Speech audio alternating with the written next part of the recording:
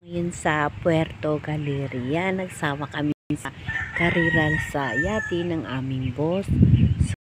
So, kami sa Angels Beach Resort check-in.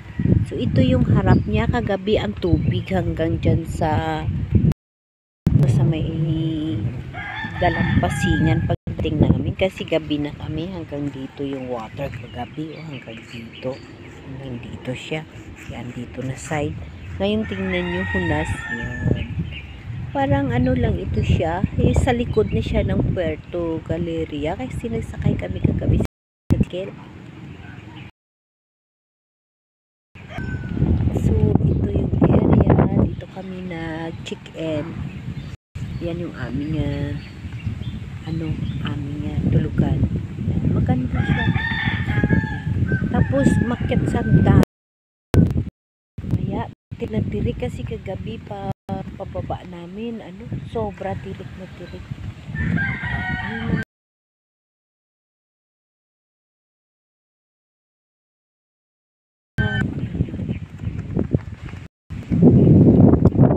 Simply siya pilis at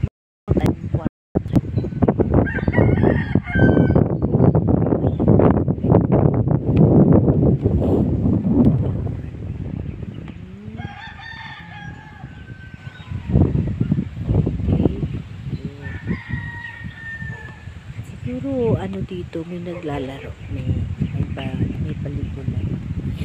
Ito yung kabibi, nakaka-enjoy yung kabibi nila. Ayan, yan yung ating tinutulugan. Yan. Mabuti lang may bakante pa. Ayan, Angels Beach Resort. Kami natulog. Dito kami nag-stay. Ito. Ang ganda siya.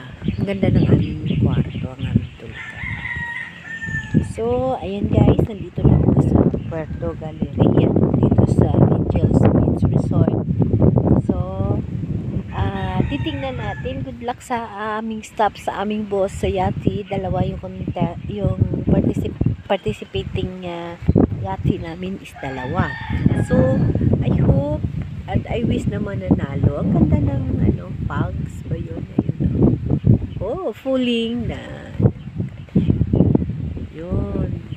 So, good luck sa lahat na sasali sa yate for racing. Ang ganda dito. Ganda ng kanilang upuan style. Yun. Daming manok.